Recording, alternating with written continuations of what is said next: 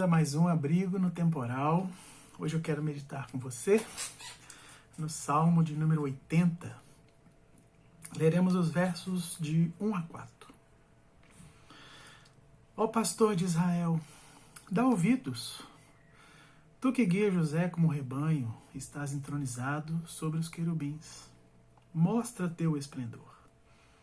Diante de Efraim, Benjamim e Manassés, desperta teu poder e salva-nos. Ó Deus, restaura-nos.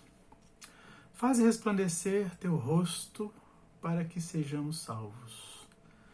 Ó Senhor dos exércitos, até quando te indignarás contra a oração do seu povo? A imagem de um rei ou de um governante sobre o seu povo, sendo considerado como um pastor, era comum no mundo antigo, e Asaf entende exatamente, de uma maneira especial e maravilhosa, que o Senhor é o pastor de Israel, como ele o chama logo no início do Salmo. Foi Deus quem liderou José como um rebanho. E aqui ele remonta a um momento especial na história do povo de Israel, em que aquele jovem sonhador foi entregue por seus irmãos aos mercadores. Mas Deus, de modo maravilhoso, miraculoso, transformou aquele jovenzinho no primeiro-ministro do mais importante e poderoso império da época, o Império Egípcio. Deus é retratado como essa figura de um pastor que cuida, que guia, que defende, que redime, que resgata as suas ovelhas, que também cura as suas ovelhas, que lava as suas ovelhas, que carrega as suas ovelhas em seus ombros, mas também as abate. Ou seja, todas as funções relacionadas ao ofício de um bom pastor.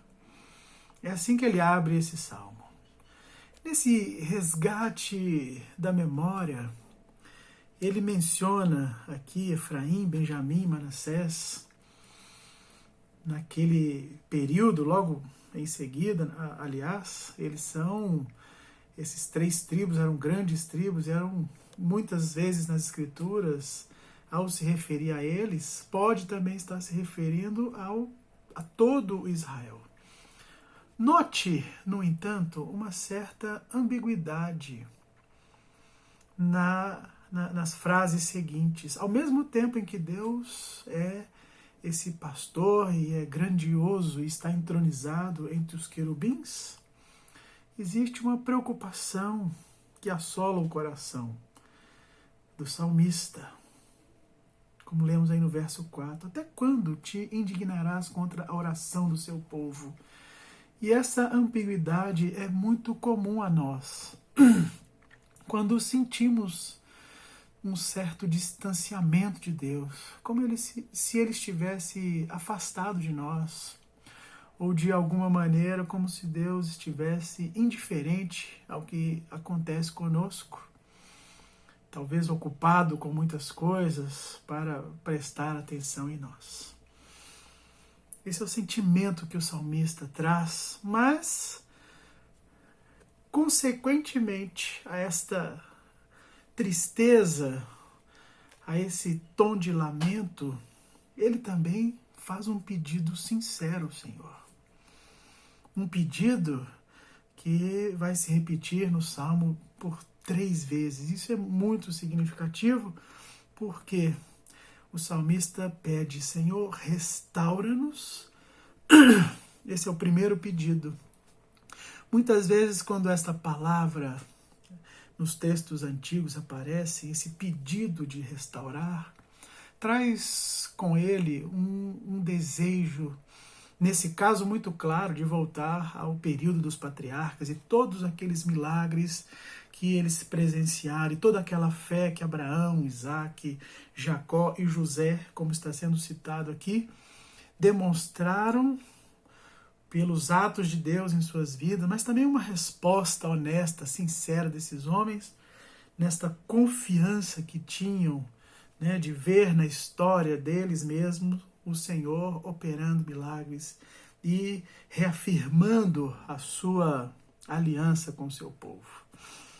Este sentido primeiro, mas também um sentido último, que a gente pode pensar que naquele retorno ao momento originário, lá na criação, quando Deus, a voz de Deus, vinha na virada da tarde, do dia, né, no final da tarde, e a ter com Adão e Eva.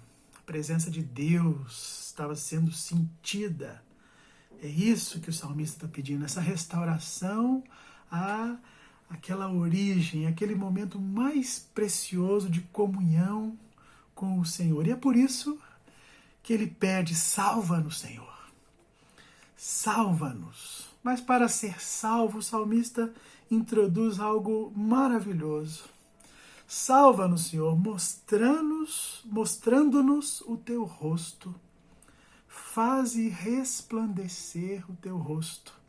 Percebe que existe uma certa ambiguidade, sim, porque o salmista, provavelmente lembrando-se daquele momento em que Arão abençoava o povo, a gente pode ler isso ali no livro de Números, toda vez que o sacerdote, o sumo sacerdote, despedia o povo, ele trazia aquela bênção, né, que era recitado: o Senhor te abençoe e te guarde, o Senhor faça resplandecer o rosto sobre você, tenha misericórdia de você e sobre ti coloque a paz. Era assim que eles eram despedidos.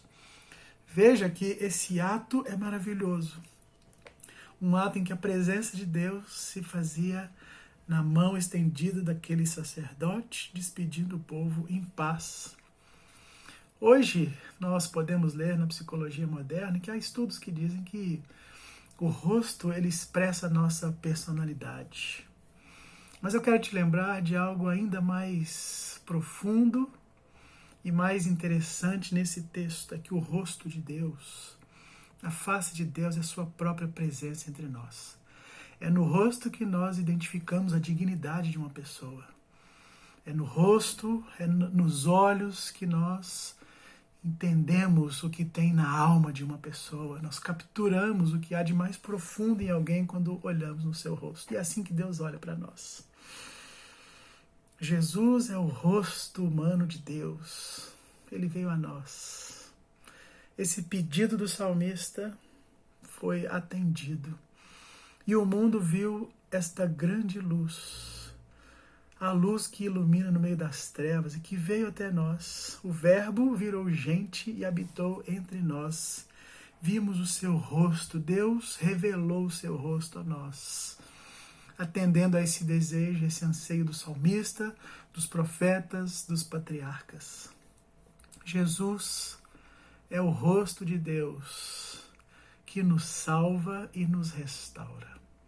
Ele inaugurou uma nova realidade, nós estamos inseridos nela por meio da sua graça que foi nos dada de forma absolutamente gratuita e poderosa. Que Deus enche o seu coração com essa certeza que somos salvos e restaurados em Jesus. Como diz aqui o salmista, quero que o Senhor te abençoe e guarde a sua vida.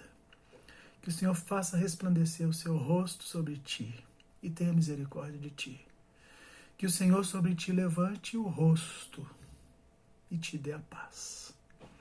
Deus te abençoe, que o Senhor renove a sua vida e a sua esperança com esta mensagem.